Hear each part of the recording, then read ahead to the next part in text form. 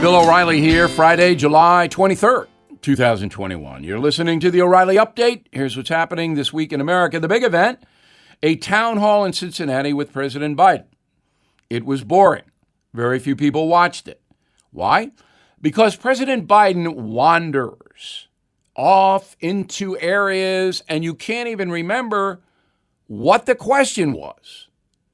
We need the president, and this will never happen, I know it, to be more precise because we need information.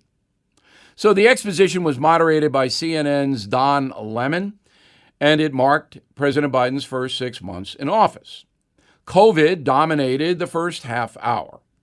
What we're doing is, number one, restore America's faith in science, is listen to the scientists. No, I'm not joking. I mean, literally listen to the scientists. And not interfere. Not rush anything. Just let the scientists proceed because they desperately want to get this right. Now, can we stop with listen to the science, please? Can we just put a moratorium on listen to the science? Scientists disagree all the time. Medical personnel disagree. I'm happy President Biden listens to the science. I assume he does. But let's put a plug in it, all right? The second soundbite that caught my attention was on job creation. We created more jobs in the first 6 months of our administration than any time in American history. No administration has ever created as many jobs. Now, as we reported yesterday, that was a complete sleight of hand because the president started in April 2020 when the country was locked down. That's his baseline on unemployment. Yeah, 22 million jobs were lost, and many of them have come back since January. But it's totally unfair and propagandistic to take credit for jobs coming back from a lockdown. And that's what Mr. Biden does. He also said he was proud of his son, Hunter. I don't want to belabor that, but Hunter, in my opinion, is a grifter. And he said one thing I agree with, and I'll get into this next week.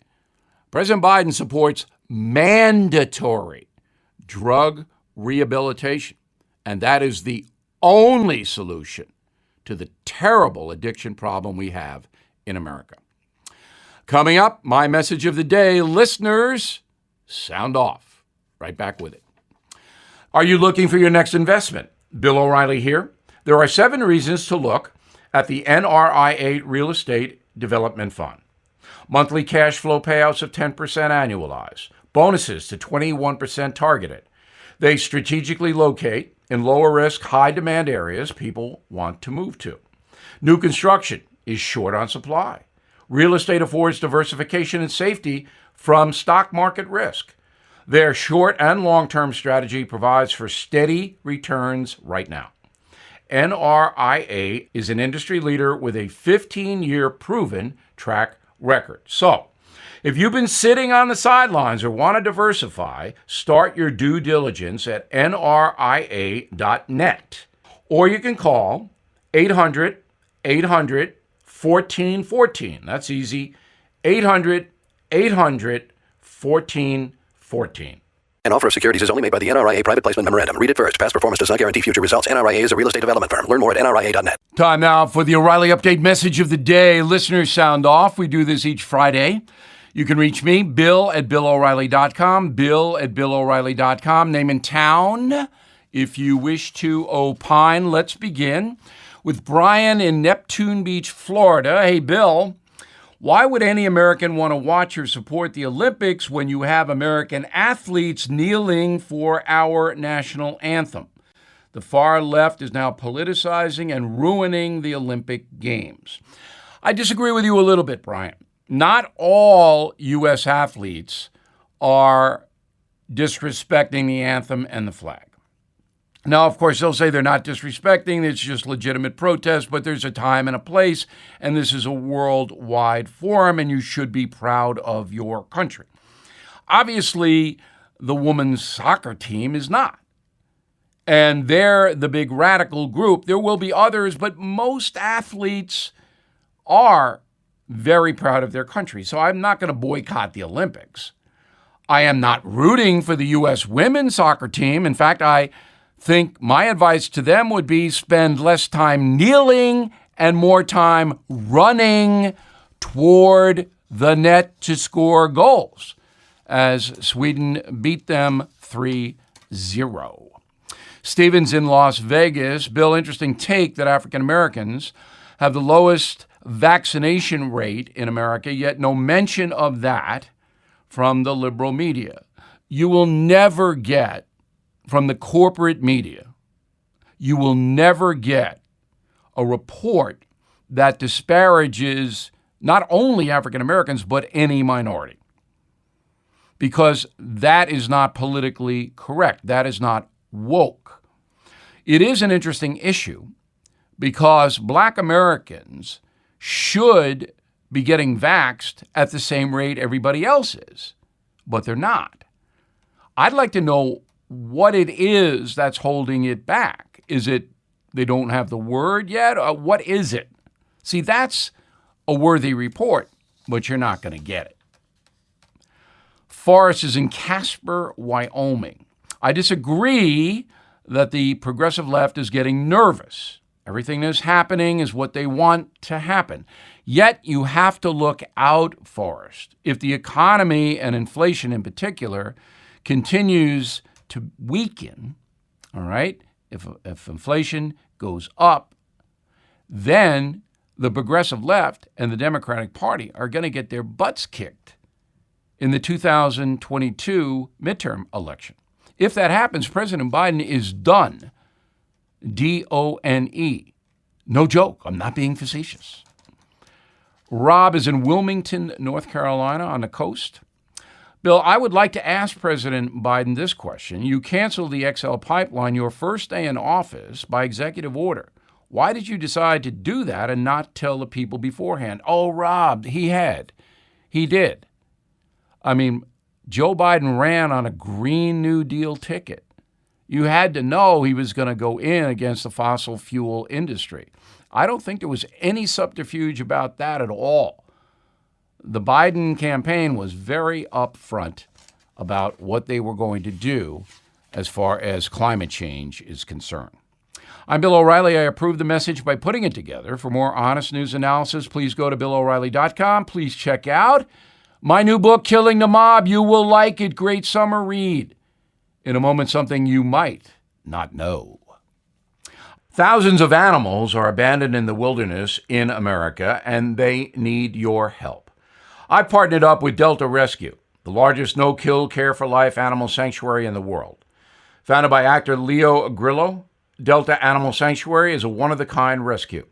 Trained attendants look after each animal, providing them with food, treats, toys, and affection. Also, Delta Rescue has an on-site animal hospital that operates 365 days a year. And unlike others, Delta Rescue believes in giving animals a right to life. They allow all moms to have their litters, then care for the entire family for life. Delta Rescue relies solely on donations from people like us to help fulfill their mission. Support Delta Rescue and put your legacy to work. Delta's tax-saving estate planning. Grow your estate while letting your compassion for animals live on well into the future. Learn more at deltarescue.org/Bill. deltarescue.org/Bill. Now, the O'Reilly Update brings you something you might not know. Today, 90% of Americans listen to music through the internet. Most adults spend about $20 a month on streaming like Apple Music, YouTube, Spotify. But 50 years ago, most folks listened the old-fashioned way on the radio. Starting back in 1936, Billboard magazine began publishing the most popular songs of the week. And you'll remember Casey Kasem did that all through the 70s and early 80s. Here were the top tunes on July 23rd, 1971, 50 years ago. Number 10, What the World Needs Now Is Love by Tom Clay. That song has been covered by many people. It's all right. Next, Sooner or Later by the Grassroots. Catchy tune, but Midnight Confessions was better. The 8th spot goes to John Denver's Take Me Home, Country Road, oh, Mountain Mama, or whatever. Number 7, Don't Pull Your Love by Hamilton, Joe Frank, and Reynolds. I guess it's okay. 6, The Bee Gees, How Can You Mend a Broken Heart? A pre-disco tune that was pretty good. The top 5 starts with Draggin' the Line from Tommy James and the Shondells.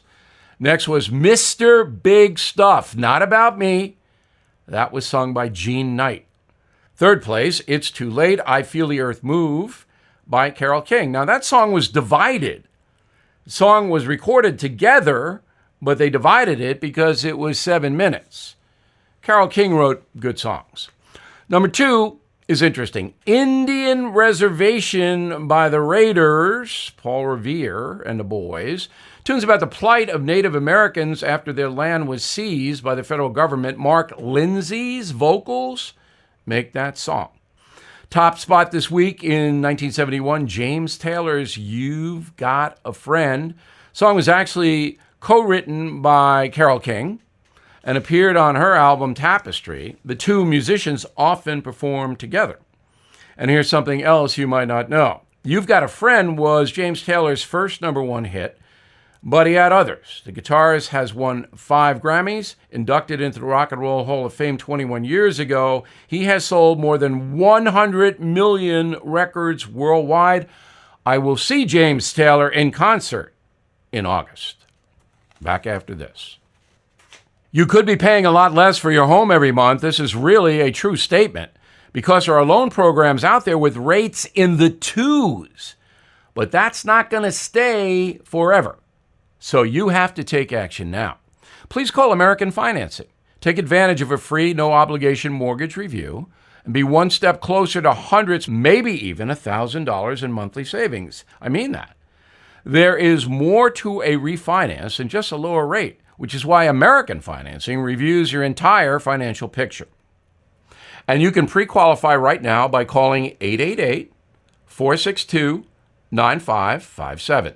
888-462-9557. Or visit AmericanFinancing.net. NMLS 182334 and MLSConsumerAccess.org. Thank you for listening to the O'Reilly Update. I am Bill O'Reilly. No spin, just facts, and always looking out for you.